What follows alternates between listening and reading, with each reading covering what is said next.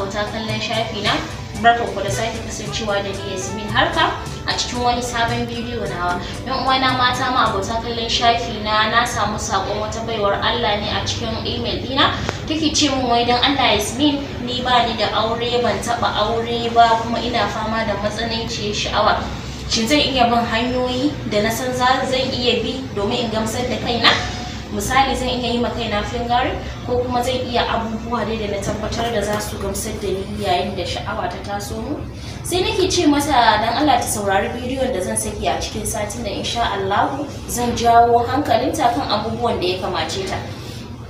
Ruwa ta mace, in har kina da lafiya, ke lafiyayya ce, dole sha'awa ta kasance wajibi a gare ki, amma ki tabbatar da yayin da kike biya ma kanki bukata, kamar yadda a bangaren maza in har suna biya ma kansu bukata, suna istima'i da kansu kenan, suna wasa da gaban su har su yi, yana haifar musu da kuraje a gaban su, yana sa musu kaikayin gaba, yana kankantar musu da gaba, yana zamowa idan har sun yi aure ba su samun cikakken karfin gamsar da matansu a bangaren maza kenan. Sannan kuma yana zuke karfin gaba, domin da zaran kayi ma kanka wasa da hannunka, kayi releasing maniyinka da zai fita, sperm ɗinka da zai kawo, ba za ka fitar da shi gaba ɗaya ba, zai zama ya dankare a maranka. To yau da gobe kana yi daskararren mani, yana daskarewa a maranka, yana rage maka karfin azzakarinka, sannan kuma yana zuke maka girman gabanka. Da haka in ya taru sai ka ga ya maka illa, ya zama maka sanyi mai karfin gaske, wanda zaka sha mamaki kafin ka samu maganin shi.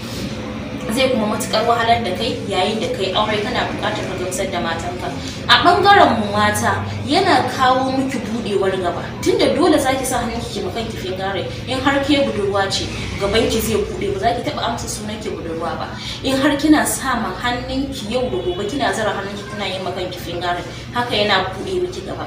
Sannan kuma yana haifar miki da wari, zaki ji gaban ki ko da yaushe yana wari. Yawan sa hannu a gaba yana kawo warin gaba, zaki ga wani ruwa yana fita, zaki ji ruwan yana karni, yana fita, yana bushe wasu abubuwa, yana kawo kaikayin gaba, sannan yana kawo bushewar ruwan gaba. An fi so ko da yaushe gaban mace a ji shi cikin ruwa, cikin ni'ima, cikin da ya kamata, yadda mijin ke fara saduwa da ke zai samu biyan bukata da rike. Amma idan ya zamana banki yana fitar da wani ruwa mai wari, sannan yana kawo bushewar gaba, yana kawo kaikayin gaba, sannan yana kawo jin zafi yayin saduwa. Kuma idan kika aure zaki zama da ba ki damu da mijinki ba, saboda ko da shi ko ba shi zaki iya biya ma kanki bukata duk lokacin da kike so. Hakan ba karamin illa bane a lafiyar mu. Yar uwa ta mace, ya zama kina kauce ma abubuwan da zai tayar miki da sha'awa. In har ke budurwa ce, kin tabbatar da biki aure ba, ki dinga kaurace ma dukkan abin da zai tayar miki da sha'awa, domin ita sha'awa tana da rai. Duk in har ta fara motsi, zaki ji babu wani abu da ke miki daɗi. Haka shi ke ga 'yan matan mu ga fadawa ga halaka, sai ki ga an zo saurayi daga hogin, daga romancing, daga abubuwa, sai ki ga ya wuce, sai dai kawai ki ji labari ya riga ya wuce da ke, ya wuce shafin. Yar uwa ta mace, wannan wasan da kike cewa zaki iya bi domin ki gamsar da kanki, ki biya ma kanki bukata, yana da illa matuƙa, kuma yana haifar da matsala, yana busar da gaba, yana kawo kaikayin gaba, sannan yana kawo jin zafi yayin saduwa lokacin da kika yi aure, sannan kuma yana kawo warin gaba, ki ji gaban ki na fitar da wani ruwa mai mugun wari, ki rasa yanda za ki samu maganin shi. To wannan wasa da kike ma kanki da dan yatsan kike ta zarawa har ki samu gamsuwa, shi ya kawo miki wannan matsalar da kike fama da shi.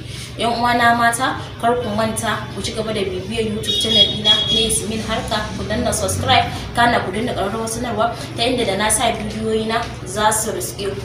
Ina godiya sosai da sosai ga abota kallon shafi na. Ina masu buƙatar maganin ƙaiƙayin gabajin zafi, mata masu buƙatar ingantattun magunguna na ƙaiƙayin gabajin zafi yayin saduwa, maganin infection ɗaya garanti, ki tuntuɓi wa'innan lambobin na jikin bidiyoyi na a kodayaushe, za ki samu